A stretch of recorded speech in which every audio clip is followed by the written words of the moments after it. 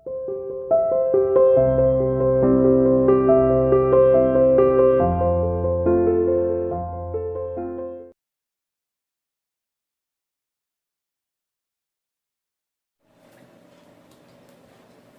everyone, this is your English teacher and we are here with our chapter I Want Something in a Cage in the book An Alien Hat. So I want something in a cage मतलब मुझे कुछ एक पिंजरे में चाहिए, लेकिन वो आदमी पिंजरे के अंदर कुछ मांग क्यों रहा है। पिंजरे में किसे रखा जाता है? जानवरों को रखा जाता है, बर्ड्स को रखा जाता है, लिविंग बींग्स को रखा जाता है। सो यहाँ पर वो पिंजरे के अंदर कोई चीज क्यों मांग रहा है? चलो मान लेते हैं कि वो कोई जानवर मांग रहा है, तो वो क्यों मांग रहा है? यहाँ जो हमारा थीम है, जो मॉरल है इस चैप्टर से रिलेटेड, वो है कि हमें कभी भी किसी इंसान, कभी किसी जानवर को या किसी इंसान को कभी किसी जानवर को कभी भी इम्प्रिजन मतलब कैद नहीं करना चाहिए। We should not imprison a living animal और harm them in any way. किसी भी तरीके से जानवरों को, पक्षियों को नुकसान पहुंचाना बहुत ही ज्यादा गलत है और उन्हें कैदी बनाना, उन्हें बंदी बनाना भी बहुत ही गलत बात है। फिर भी जो आदमी है वो केज में कुछ क्यों चाहता है? एक्चुअली अगर हम इस चैप्टर के प्रीव्यू की थोड़ी बात करते हैं तो यहाँ पर जो आदमी है वो इम्पोर्टेंस जानता है कि 10 साल तक या किसी लंबे टाइम तक, चलो मान लिया कि किसी भी लंबे टाइम तक बंद रहना, केज में रहना या बंदी बनकर रहना कितना ज्यादा बुरा होता है। इसीलिए वो क्या कहता है कि मुझे केज में कुछ चाहिए। तो शायद वो उन्हें अपने पास अब बंदी बनाना चाहता है या उन्हें वो फ्री करना चाहता है। इसके लिए तो हमें चैप्टर पढ़ना पड़ेगा, तो चैप्टर की तरफ ही बढ़ते हैं फिर। Mr Purcell owns a pet shop. Mr Purcell की एक अपनी दुकान है। There is constant noise of screeching and twittering in the shop. उनकी दुकान में हमेशा ही पक्षियों के चहचहाने की, बोलने की आवाज़ें आती हैं। But mister पर्सल is happily unaware of it. लेकिन मिस्टर पर्सल को कभी भी इस चीज़ पर उन्होंने ध्यान ही नहीं दिया। कभी ये नहीं सोचा कि, क्योंकि उनको आदत हो चुकी है, तो कभी उन्हें इस चीज़ से फ़र्क ही नहीं पड़ा कि ये जो पक्षी पिंजरे में कैद हैं ये कितनी आवाज़ें करते हैं। One cold morning a strange customer calls. और एक सर्दी की जो सुबह है उसमें एक अजनबी आता है, एक अजीब कस्टमर आता है और वो आकर मिस्टर पर्सल से कुछ बोलता है। Mr Purcell did not believe in ghost. Mr Purcell भूतों में विश्वास नहीं रखते थे। नेवरदलेस, फिर भी the man who bought the 2 doves, जिस आदमी ने 2 हंसों को खरीदा, and his strange act immediately thereafter, और जिस तरीके से वो आदमी इतना अजीब हरकतें कर रहा था, left him with a distinct sense of uncanny. इन हरकतों को देखकर, उस आदमी की अजीब कामों को देखकर, जो मिस्टर पर्सल है वो बहुत अजीब सेंस कर सकते थे उस आदमी के लिए। मतलब वो आदमी बहुत अजीब सा लग रहा था उन्हें देखने में, बातें करने में भी बहुत अजीब था। एज दो बिहाइंड अस डिपार्टेड कस्टमर। लेकिन फिर भी अपने उस कस्टमर के जाने के बाद, there had lingered the musty smell of an abundant haunted house. उस आदमी के जाने के बाद, उस कस्टमर के डिपार्ट होने के बाद, वहाँ पर एक अजीब सी स्मेल, सड़ी हुई सी स्मेल आ रही थी, जैसे किसी घर को कई सालों तक छोड़ दिया जाता है, जैसे कोई खंडर बन जाता है, तो ऐसी स्मेल वहाँ पर आ रही थी। मिस्टर पर्सल वॉज अ स्मॉल फसी मैन। मिस्टर पर्सल एक बहुत ही ज़्यादा छोटी हाइट के और बहुत ही उधम कूद करने वाले, बहुत ही शैतान से दिखते थे। वो दिखाई देने में बहुत ही ज़्यादा मिस्चीवियस थे। Red cheeks, a tight melon stomach, और दिखने में बहुत ही गोलू मोलू से, बहुत ही क्यूट से, लाल उनके गाल थे और बहुत ही पेट, मतलब जो उनका पेट था वो तरबूज जैसा बाहर निकला हुआ था। Large glasses magnified his eyes. बड़े बड़े चश्मे उनकी आंखों पर साफ दिखाई देते थे, जैसे वो हर चीज़ को बहुत बारीकी से देखने की कोशिश करते थे। So as to give him the appearance of a wise and genial owl. और जो उनके चश्मे थे, उनकी आंखों पर लगे हुए चश्मे थे, वो उन्हें ऐसा शो करते थे जैसे कोई बहुत ही होशियार, बहुत ही समझदार उल्लू है। He owned a pet shop. Mister Purcell की अपनी खुद की पेट की दुकान थी।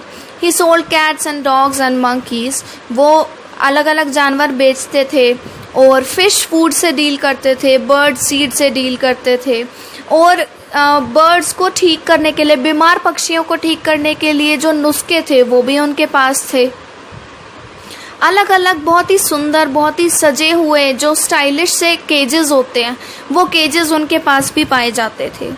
He considered himself something of a professional man, और वो खुद को एक बहुत ही प्रोफेशनल इंसान बताते थे और समझते भी थे।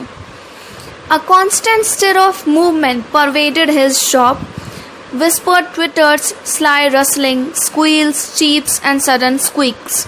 ये सारे वर्ड जो मैंने बताए हैं ये आवाज़ों के नाम हैं। जैसे हमेशा ही उनकी शॉप में एक कांस्टेंट आवाज़ें आती रहती थी, कांस्टेंट चहल पहल रहती थी, जैसे चिड़ियों का चहचहाना और जानवरों का शरारती तरीके से इधर उधर घूमना। स्लाई रसलिंग का मतलब है शरारतें करते हुए घूमना।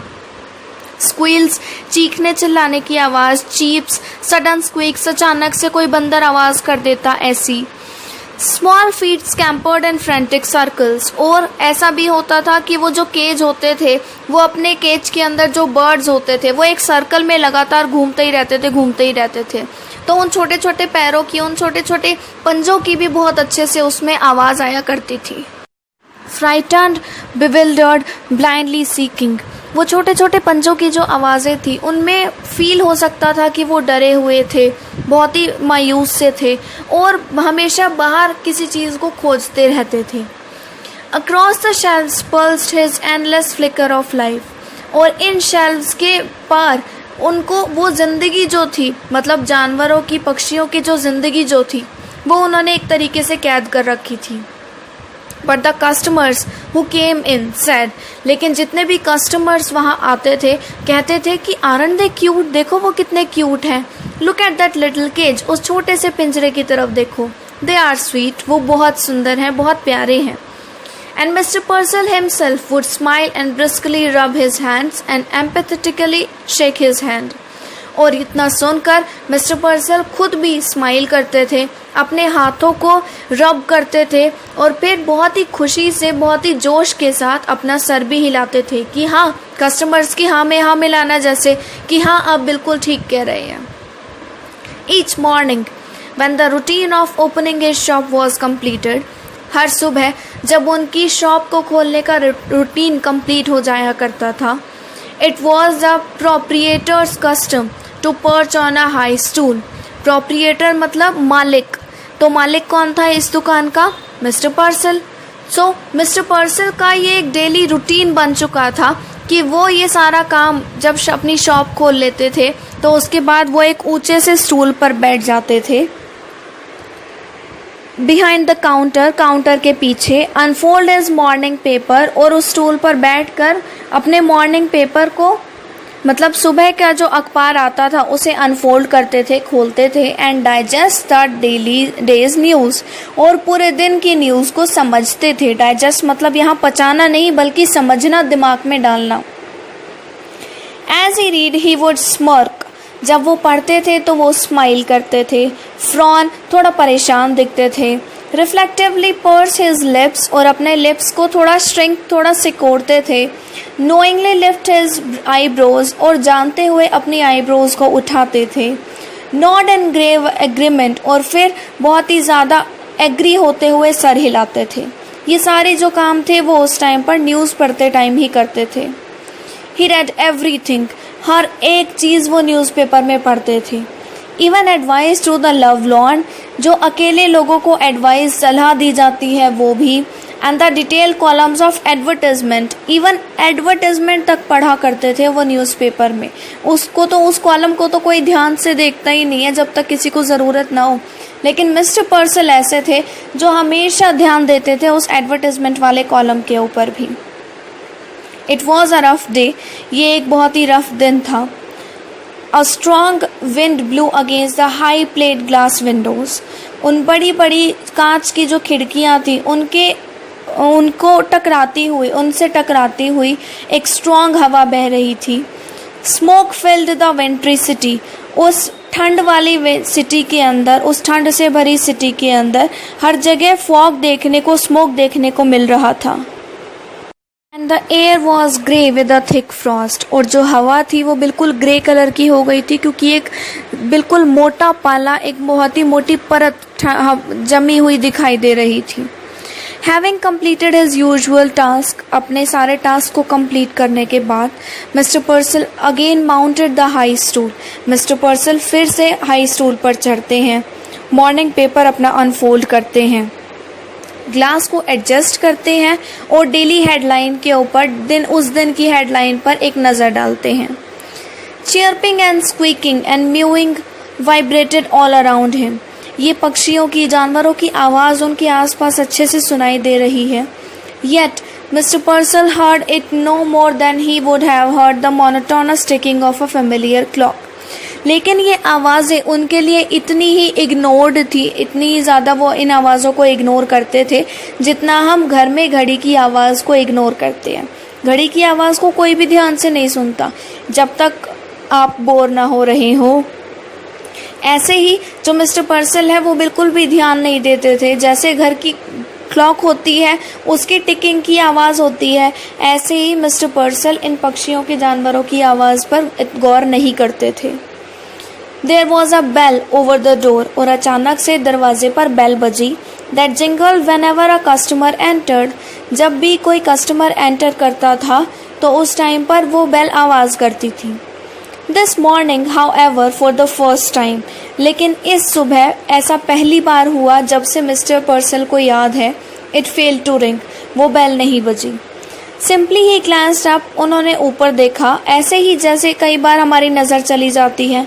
एंड देयर वॉज स्ट्रेंजर, और एक अजनबी वहाँ खड़ा था। Standing just inside the door, वो दरवाजे के अंदर था। As if he had materialized out of thin air, जैसे वो पतली सी हवा के तरीके से, हवा बनकर वो आ गया था अंदर। The storekeeper slid off his stool, और जो स्टोर कीपर था, मतलब मिस्टर पर्सल थे, वो अचानक से अपने स्टूल से फिसले, क्योंकि वो डर गए उस कस्टमर को वहाँ देखकर। From the first instant he knew instinctively, unreasonably, that the man hated him. पहली ही बार में ये पता चल रहा था उसकी एक्सप्रेशन देखने पर कि वो आदमी उनसे नफरत करता था। किससे? मिस्टर पर्सल से। But out of habit he rubbed his hands briskly together, लेकिन जैसा कि मिस्टर पर्सल की आदत थी हाथ हिलाना, हाथ रब करना, उन्होंने स्माइल किया और सर हिलाया। Good morning, he beamed, what can I do for you? Good morning, वो धीरे से बोला, अपने फेस पर थोड़ी सी स्माइल लाते हुए कि मैं आपके लिए क्या कर सकता हूँ। अब यहाँ जो हमारा आप कॉम्प्रिहेंशन चेक आप चैप्टर में देख सकते हैं वो स्टार्ट होने वाला है। तो अब जो कुछ क्वेश्चंस हैं उन क्वेश्चंस के आप आंसर देंगे, और हम ये देखेंगे हमारे नेक्स्ट वीडियो के अंदर कि जो मिस्टर पर्सल है वो उस कस्टमर से किस तरीके से डील करते हैं, और जैसा कि पता चलता है कि वो कस्टमर उन्हें पसंद नहीं करता, तो क्या वो कोई सामान मिस्टर पर्सल से खरीदने आया है या फिर ये चैप्टर कुछ और भी मिस्टीरियस हो सकता है। Thank you everyone.